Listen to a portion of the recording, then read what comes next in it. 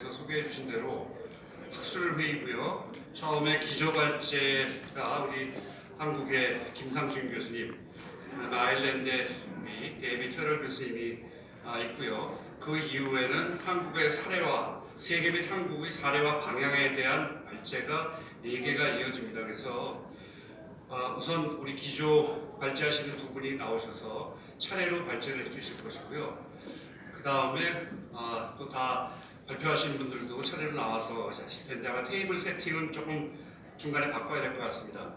그 다음에 기조 발제 끝나고 이제 사례 그 세계와 한국 사례 방향에 대해서 발제가 있는 와중에 그 중간에 그 질의응답 시간을 위해서 플로어에서 여러분들 중에서 질문이 있으시면은 미리 이 쪽지에 좀 이렇게 적어서 저한테 건네주시면은 제가 보고 이제 나중에 가장 적절한 분께 이 답변을 요청드리는 이러한 순서를 지금 계획하고 있습니다. 그래서 쪽지 뒤에 준비. 네, 쪽 테이블 프론트에 가십니다. 네, 제 프런트에 쪽지하고 다 펜 이런 게 준비가 되어 있습니다. 그러니까 좀 시간을 천천히 두시고 이 공부를 하시면서 중간에 뭐 질문이나 뭐 코멘트가 있으시면은 쪽지에 적어서 저한테 적절한테 건네주시면은 제가 미리 보고 나중에 Q&A 시간에 같이 토론도 하고 질문과 응답을 주고받는 그런 시간을 한번 진행을 해보도록 하겠습니다. 뭐 이미 주요 발제자분들은 다 소개를 해드렸기 때문에 아실 것이고 우선 우리 기조 발제 두 분을 모셨고 첫 번째 경희대 우리 김상준 교수님께서 시민의회 세계와 한국의 흐름에 대해서 발제를 해주시겠습니다. 네, 부탁드리겠습니다. 예, 김영 교수님 감사합니다. 점심 맛있게 드셨습니까? 네. 점심 막 드시고 이제 식곤증이 오는 시간이기는 합니다.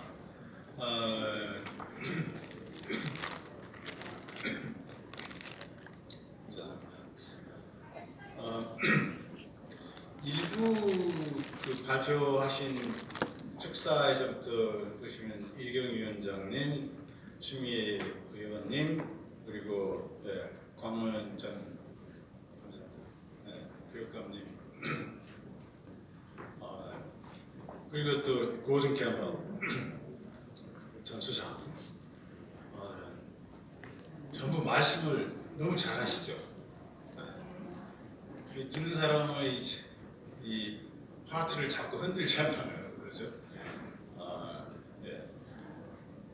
이미 일부에서 시민의회라고 하는 것이 무엇인지 사실은 고든 캠벨 같은 분은 세계적으로는 이 Citizens Assembly라고 하는 것을 처음 현실 정치 제도에 적용 실제로 구현한 사람들이거든요. 그리고 연세가 이미 70이 넘었는데도 얼마나 열정적으로 잘 소개를 합니까? 그 앞에 지금 추미애 위원도 마찬가지였고 이력이 위원장도 그렇고 오늘 교육감도 그렇고 굉장히 여러분들 마음으로부터 이해하기 쉽게 말씀을 잘 해준 것 같습니다. 2부 순서는 저희들은 쭉 마지막은 저희들은 전부 학교에 있는 따분한 학자들입니다. 그래서 그만큼 박진감 있는 발표라기보다는 성실하게 저희가 정리한 그런 내용들을 전해드리는 그런 순서로 생각해 주시면 되겠습니다. 첫 발표에서 저는 일단 크게 시민의회라고 하는 게 여기는 비교적 많이 알고 계신 분들이 참여하셨습니다만 이게 세계적으로 어떤 큰 흐름 속에서 이런 게 나왔고 한국에서는 어떻게 이게 진행이 됐고 이런 걸 개발해서 알려드리는 그런 내용이 되겠습니다. 순서는 크게 제 발표의 순서는 좀 먼저 개괄을 하고 그리고 그 다음에 세계적으로 보면 시민의회라고 하는 현상이 어떻게 어디서부터 시작됐는가 그리고 세 번째는 한국에서는 어떻게 진행됩니까? 네 번째는 이 시민의회라고 하는 것은 현재의 가장 중요한 쟁점은 무엇인가 이런 순서로 시간에 맞춰서 저희가 주어진 시간이 30분입니다만 그 안에 맞춰서 말씀드리도록 하겠습니다. 자료집 저희가 준비하느라고 애를 많이 썼습니다. 여러 실무자들과 이 논문 작성도 가급적 학회에서 발표하는 식보다는 여러분들이 일반 대중적인 이런 모임에서 저희가 턱하는 식으로 좀 더 전달하기 쉽게 우리가 준비를 하자고 했고, 각자가 또 영역을 했고요. 자료집을 보면 이제 한글로는 69페이지입니다. 그 순서에 따라 제가 쭉 읽어 나갈 테니까 그 내용을 보시면 되겠습니다. 시작하겠습니다. 첫 번째 개괄인데요. 시민의회는 지난 20여 년간 민주주의 확장을 위한 유력한 방안 하나로서 한국을 포함한 세계 여러 나라에서 시행되어 온 제도입니다. 앞서 고준 캠벨상 본 것처럼 2004년 캐나다 브리티시 콜ум비아는 제일 서쪽에 있는 주 하나입니다. 땅은 넓은데 인구는 당시에는 한 400만 정도 됐습니다. 주에서 선거법 개정 시민의회 개최를 시작으로 현재까지 서유럽과 북미주, 호주, 뉴질랜드 등 서방권의 거의 모든 국가뿐만 아니라 한국도 있다 보시겠지만 한국의 공론화위원회는 시민의회의 아이디어거든요. 일본, 중국, 인도 등 여러 나라. 그 남미에서는 브라질, 칠레, 페루, 멕시코, 콜롬비아, 파나마. 제가 아는 정도가 그렇습니다. 더 많을 겁니다. 이미 여러 나라에서 개최된 바가 있습니다. 그동안 다뤄진 시민의회의 의제는 선거법 개정, 헌법 개정, 기후위기 대응, 과학기술 정책, 교육 정책, 의료 보고 정책, 주요 외교 정책 등 매우 광범위합니다.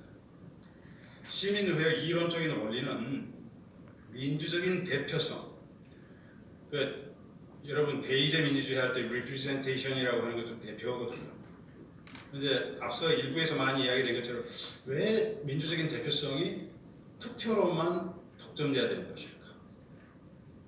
이런 민주적 대표성이 확장돼야 되지 않는가 하는 것 첫째. 두 번째는 그렇게 모인 확장된 대표성의 집단이 좀 더 충분히 논의를 할 수 있도록, 영어로 하면 deliberation입니다. 충분히 논의를 한다라는 것입니다. deliberation에 대해서는 그 한국말로 번역할 때 수기, 토의 또는 심의 여러 가지로 번역이 되어 왔습니다. 같은 의미인데 이런 차이는 있습니다. 수기나 토의로 번역을 하면은 충분히 논의한다, 공정하고 충분한 정보를 부여받고, 그리고 토론의 조건이 동등한 상태에서 한다는 걸 강조하는 입장입니다. 반면에 시민은 그런 결정의 공적인 책임성과 법적인 결정성을 가져야 되지 않느냐 하는 문제의식이 심이라는 말에 좀 담겨 있습니다. 그러니까 저희가 시민회의를 모여가지고 그냥 많이 모여가지고 충분히 이야기만 하면 끝나냐? 그 결정에 어떤 공적인 책임성과 법적인 결정성을 얼마만큼 담을 것인가 하는 건 굉장히 중요한 문제입니다. 그래서 이 세 가지 번역어가 다 있고, 저도 이 글을 통해서는 이 세 가지 말을 다 함께 쓰겠습니다. 그래서 시민 참여를 확장하고 혁신하는, 그리고 또 waves of deliberative democracy라는 말, 그러니까 이런 시민 민주주의, 수기 민주주의가 새로운 물결이 일어나고 있다라는 그런 표현은 국제적인 언어가 됐습니다.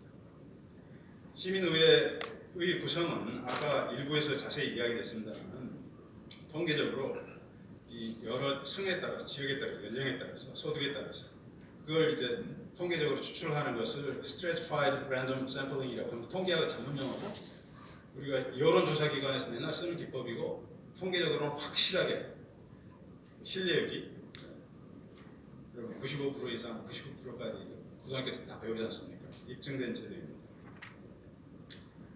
소집된 시민의회는 해당 의제에 대한 충분한 정보와 토론 기회를 보장받습니다. 이를 위한 개최 기간은 통상 3개월에서 1년 정도가 됩니다.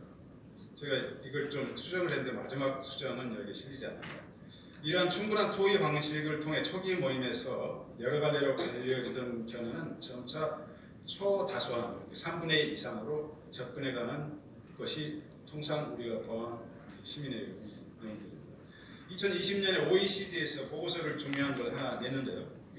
제목이 그렇습니다. 이런 그 심의의 수기의 물결을 잡아라라고 하는 거죠. 이 시민 참여의 혁신, 그리고 새로운 민주적 기관이라고 하는 두툼한 보고서를 OECD에서 내서 국제적으로 이미 시민의회는 인정되고 있을 뿐만 아니라 현실적으로 시행되고 있는 제도입니다. 다음 페이지.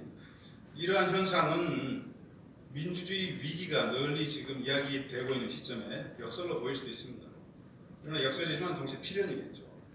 현재 운이되고 있는 그 위기야말로 민주주의의 새로운 보완과 혁신이 필요하다는 절박한 요청은 분명한 현실적 근거이기도 하기 때문에 많이 이야기되고 있지만 가짜뉴스, 대화가 사라진 자기 확증적 정치 한국화, 필터 버블링 이런 말을 자기끼리만 보세요. 이러한 상황에서 모두가 충분히 납득할 수 있는 수기를 통해서 정치적 합의에 이른다라고 하는 모델은 정치 자체의 쇄신을 위한 좋은 소식이자 자양분이기도 합니다. 한국에서 이론적인 차원에서 시민의회 제안은 세계적으로 빠른 편이었습니다. 2004년 5년 나왔어요. 그러나 한국에서 국민적 관심이 대상이 될 정도로 본격적인 제도적인 실험은 2017년 여러분 기억하시겠지만 신고리 569기에 대한 공론화위원회를 통해서 비로소 시작되었다고 할 수가 있습니다. 이후 올해까지 중앙과 지방 정부 주도 크고 작은 공론화위원회가 70번 넘게 시행될 바 있습니다. 이렇게 이런 시민의회들 한국에서도 많은 논문들이 쏟아져 나오죠. 쏟아져 나왔습니다. 그러니까 우리는 지금 시민의회 몰라. 대체로 그렇습니다만 공론화위원회는 다 알거든요. 근데 한국은 이미 굉장히 많이 한 세계. 세계적으로 보더라도 굉장히 많이 한 나라에 속합니다. 두 번째, 그러면 세계 속에서 시민의회가 어떻게 시작됐는가 이걸 좀 살펴보겠습니다. 2000년대에 들어서 시민의회로 명명되면서 분명한 형태를 드러내기 시작한 민족 대표권 확장의 제도적 실험의 연원은 1980년대, 90년대로 올라갑니다. 연원은 크게 둘로 나눠볼 수 있습니다. 또 하나는 먼저 하나는 서방권, 서유럽과 미국이죠. 되겠죠. 캐나다, 미국. 이미 여러 나라에 실험되어 온 다양한 형태의 합의회의, 시민 정책 배심원 제도, 그러니까 이 사법적 배심원 제도를 정책 배심원으로 확장한 것입니다. 협의 입법, 공론조사, 시나리오 워크샵, 대안적 갈등 해결, 협력적 의사결정 등 여러 가지 시민 참여와 토의를 공공 의제 설정과 결정에 결합하는 시도들이 있어왔습니다. 이러한 시도 중에서 시민의회, 현재 지금 표준형에 대해 시민의회가 가장 가까운 수준으로 잘 시행됐던 것은 1985년 시작해서 95년에 법제화가 된 덴마크 시민과학회의를 들 수가 있습니다. 이 흐름 거의 모두가 공통된 아이디어는 시민의원을 어떻게 구성하느냐, 이것을 아까 말씀드린 스트래티파이드 랜덤 샘플링을 한다. 그리고 여기에 심의 과정, 충분한 논의 과정을 결합한다. 이게 핵심이었습니다. 그런 배경이 있습니다. 또 하나의 배경은 이론적인 차원에서 정치 사상, 정치 철학, 사회 이론 하는 많은 이론가들이 학문적으로는 그런 말을 합니다만은 민주주의 이론에서 심의적인 차원, 딜리버러티브한 그런 차원에서 확장시키는 그런 이론적 노력이 80년대, 90년대, 특히 90년대에서 2000년 초까지입니다. 굉장히 많은 유명한 정치 사상가들이 이 문제를 논했습니다. 그러니까 이 두 가지 흐름들이 합류를 하면서 본격적인 시민의회 정치 현상이 나타나게 된 거죠. 그래서 2000년대 들어 이런 배경적 흐름은 점차 선거로 표상되는 대의민주주의를 보완 강화할 필요로 이어졌습니다. 그러면서 계기가 된 이슈들은 당시에 투표율이 저하되고 선거법이 문제가 있습니다. 경제 위기가 겹쳤고 폭발적 갈등은 심하고 여러 나라가 다양했습니다. 이런 흐름은 아까 말씀드린 2004년 캐나다 브리티시 콜롬비아에서 고든 캠벨 수상의 결단이 중요했고 좀 이따 말씀드리겠습니다만 고든 캠벨 수상 저희 광로교육감님하고 이야기를 하면서 이런 말을 했다고요. 그건 순전히 그냥 내 아이디어였다 이런 말씀입니다만 그러시겠죠. 그러니까 우리는 이런 궁금증이 있었거든요. 주변에서 참모들이나 학자들이 이런 걸 해봐라라고 하는 공고를 많이 받았지 않느냐. 근데 고든 캠벨 정치인이지만 자신이 아니야 시민들한테 물어야 돼 이런 확고한 생각을 가지고 있었다라는 것이고 여러분 아시겠지만 영미법 전통에서는 그 배심원 제도가 있습니다. 그리고 새로운 것은 아니고 앞서 말씀드린 것처럼 여러 가지 합의회의의 전통이 이미 유럽과 북미주에서는 있었기 때문에 자연스럽게 그런 생각을 저는 갖게 됐다고 생각합니다. 그래서 브리티시 콜럼비아 시리스 어셈블리라고 하는 게 굉장히 중요했고 그런 배경을 가지고 있다. 그러나 브리티시 콜럼비아에서 그 예가 2004년에 있었습니다만 그건 2010년 될 때까지는 아주 주변적인 경험에 머물렀습니다.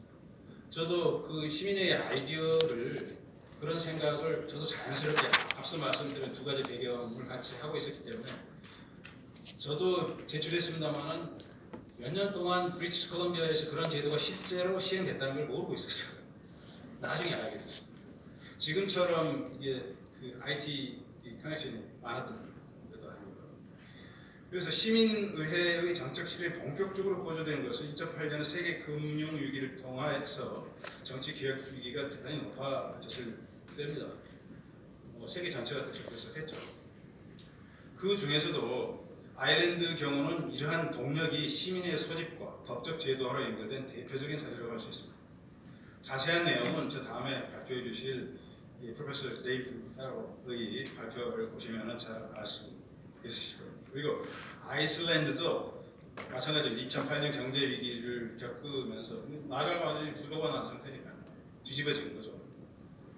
그러면서 밑으로부터 이제 아일랜드는 인구가 훨씬 더 적습니다. 아일랜드가 인구가 한 500만 되거든요. 아이슬란드는 한 70만 됩니다.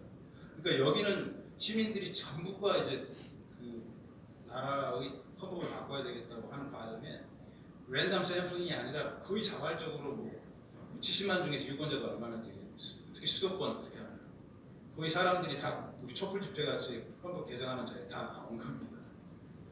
이런 방식으로 개헌을 시도한 주목하는 행사도 있습니다. 그리고 최근에는 프랑스가 그랬죠. 2018년 노란 조끼 운동이 엄청나게 벌어지니까 프랑스 대통령 마크롱이 보통 사람이 아니거든요. 이걸 시민의회 방식으로 여러분들 의견을 듣겠다 해가지고 프랑스는 큰 나라입니다. 인구가 7천만 명, 한국보다 큽니다. 전국적으로 서너 달 만에 시민의회를 10,000번, 1000번도 아닙니다. 100번이 아니라 10,000번 했습니다.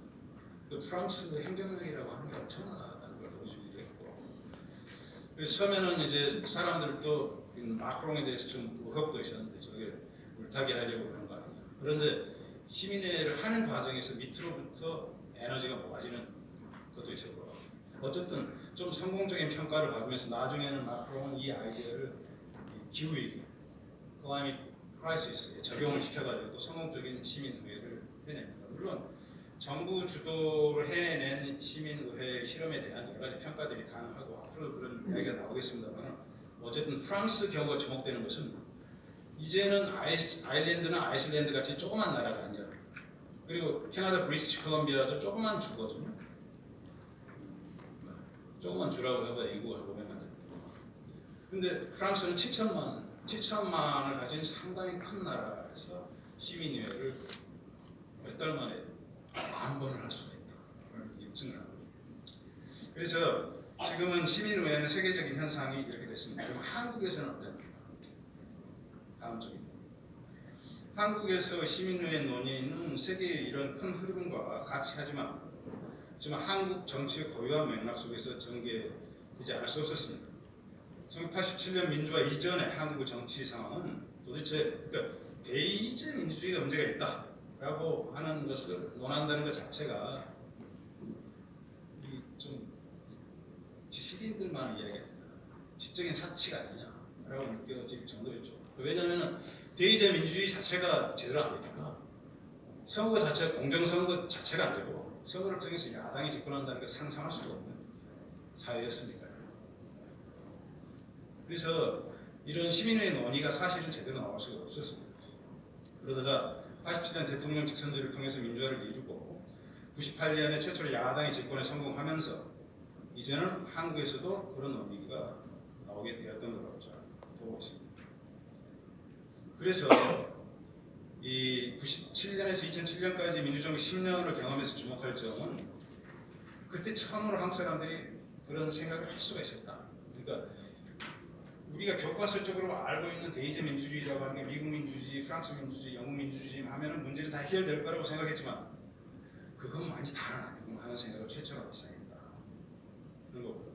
특히 당시에 이제 민주정부 초기에 있었던 여러 가지 대형 사회적 건들들, 의학번 기억하실 겁니다.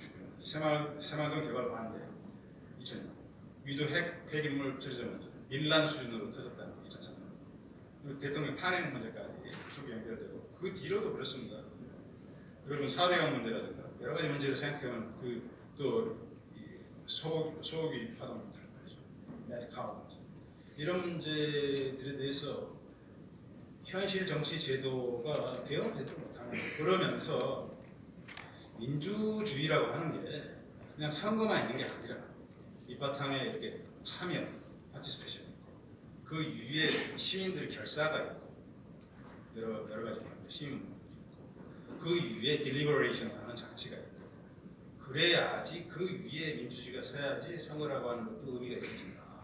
선거 자체도 그렇지만 선거 이후도 그렇다라고 하는 제안들이 2004년 5년에 나오기 시작했다는 것입니다. 그렇지만 제안이 이때 나왔지만은 거의 10여 년 동안 한국에서 시민의회로는 뚜렷한 반응을 끌어내지 못했습니다. 대체적인 분위기는 저희가 겪어본 사람들은 무슨 이야기 하는지 모르겠다. 비현실적인 이야기예요.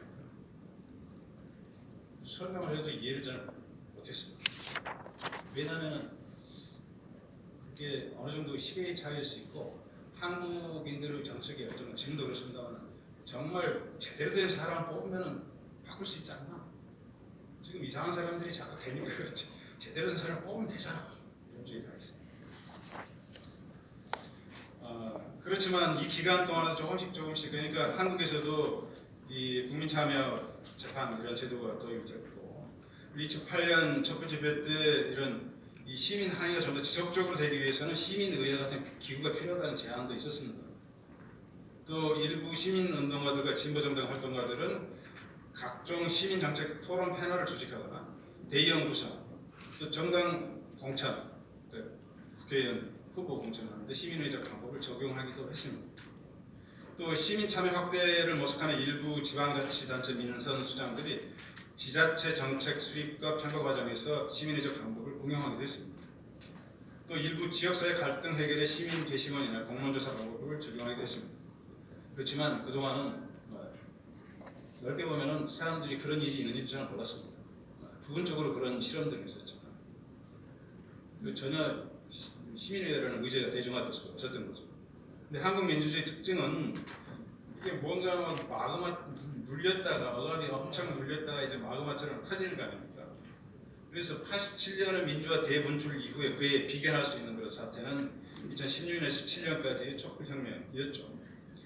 그때 정세의 급격한 변동을 주도하던 탄핵 촛불 공론장이 시민의 발상을 받아들이기 시작했어요. 어떻게 받아들였느냐? 당시 탄핵운동에 맞서 개혁을 저지하려는 쪽에서는 개헌론을 띄우고 있었는데 기억하실 겁니다. 물타기 하는 거죠. 탄핵을 물타기 하려고.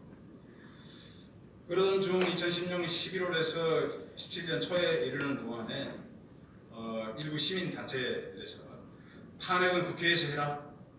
개헌은 시민회에서 하겠다. 라고 하는 이런 SNS 올린 글들이 엄청나게 사람들이 이제 보기 시작합니다. 좋아요. 엄청나게. 그때 그 시민단체를 이끌었던 분들이 여기 계십니다. 당시에 그 메시지가 촛불 공론장의 여론 요청과 잘 맞았고 이미 한국에서 시민회를 설명할 때 이론적으로 이미 정립되어 있었기 때문에 잘 설명을 했을 뿐만 아니라 또 하나 우연찮게 아일랜드가 세계 시민의회 운동에 많은 영향을 줬는데 유럽에도 그렇습니다. 당시에 묘하게도 바로 그때 촛불革명이 있었을 때 아일랜드에서 헌법개정 시민회가 개회 중이었습니다. 그러니까 너무 설명하기 좋은 거죠. 아일랜드 진짜 이렇게 하고 있다고 시민들이 모여서 헌법 개정을 하고 있어요. 너무나 쉽게 받아들일 수가 있었습니다. 그때 이제 한국에서 시민의회론이 최초로 널리 확산됐다고 말씀드릴 수 있고요. 이렇게 되다 보니까 나중에 이제 그 탄핵 끝나고 나서 대통령 후보 세 사람이 이 헌법 개정을 시민의 방식으로 하겠다고 공약까지 했습니다. 세 사람은 짐작하시겠죠. 문재인 후보, 안철수 후보, 심상정 후보였습니다. 그 뒤로 또 이제 그뭐 문재인 대통령 된 다음에 자신 나름의 그런 헌법 개정안을 만들고 거기에 수기회의라고 하는 어떤 형식적인 붙였고, 아까 말씀드린 것처럼 본격적인 그런 시민의 방식을 실험한 것은 신고리 이후였고, 신고리 반응이 좋으니까 그 다음부터는 문재인 정부는 마치 한쪽으로 보면 공론화위원회 러시 굉장히 많이 했거든요. 그랬습니다. 그러나 그 공론화위원회가 시민회의 취지나 100점짜리라고 볼 수 있느냐? 제가 보기에는 한 50점짜리 정도 하는 것 같아요. 그래서 그리고 여전히 개선할 여지가 남아있다라고 하는 거. 마지막으로 시민회의 장점이 뭐냐 말씀을 드리면요. 아까 말씀드린 것처럼 이 민주적인 대표성이라고 우리는 왜 민주적인 대표성을 선거로만 제한하는 거라고. 현행 헌법은 그렇습니다. 그러니까 선거를 통해서 위임받은 대표성을 가지고 입법권도 가지고 여러 가지 헌법적인 권한을 행사하고 있는 것이죠. 그러나 과연 선거에 의한 대표성을 폐기하자는 입장은 저는 아닙니다. 그러나 그것이 가지는 한계가 대단히 많이 부정하고 있다. 그러면 그걸 확장하기 위한 진지한 노력이 세계적으로 지금 되고 있다. 이것이 시민의 운동의 핵심이라고 생각하고 있습니다. 잘 아시는 것처럼 대의제를 확장해야 돼. 선거제도 자체 문제가 있어. 이런 이야기 하면은 불같이 화를 내는 분들도 여러분 주위에 많으실 수 있습니다. 여기 오신 분들은 그런 문제들이 한 번쯤은 생각해 보신 분들이거든요. 우리 주위에 보면 그렇죠. 아까 곽은 전 교육감분도 잘 말씀해 주셨습니다만 시민의회 그러면 길게 듣기 전에 아니 당신들이 무슨 권한이 있어서 입법에 관여를 한다는 거냐. 국회의원은 표를 받아가지고 대표성을 가지고 있잖아. 시민회가 무슨 권한이 있느냐, 무슨 자격이 있느냐 이렇게 화를 연사하고 하죠. 그러나 실제로 원리를 가만 생각해보면 민주주의라고 하는 게 뭡니까? 모든 국민이 동등한 자격을 가지고 공적인 정책 결정이나 개표권에 여한 형식의 문제, 나름 대표성을 가지고 참여할 수 있다는 것 자체는 어떻게 보면 선거보다도 훨씬 더 넓은 민주적인 대표성을 가지고 있거든요. 이것은 진정으로 민주주의 사회의 헌법적인 문제입니다. 정말로 진지하게 논의해볼 문제입니다. 실질적인 수단을 찾아야 됩니다. 앞으로 지금 이제 아일랜드 경우나 벨기에도 나오고 한국에서 실험도 나오고 있습니다만 이 문제는 이제는 우리가 일부 학자들만의 이야기나 일부 정치인들만의 이야기가 아니라 우리 문제로 정말 관심을 진지하게 가져야 될 때라고 생각합니다. 시간에 맞춰서 제가 마치겠습니다. 감사합니다. 네, 감사합니다.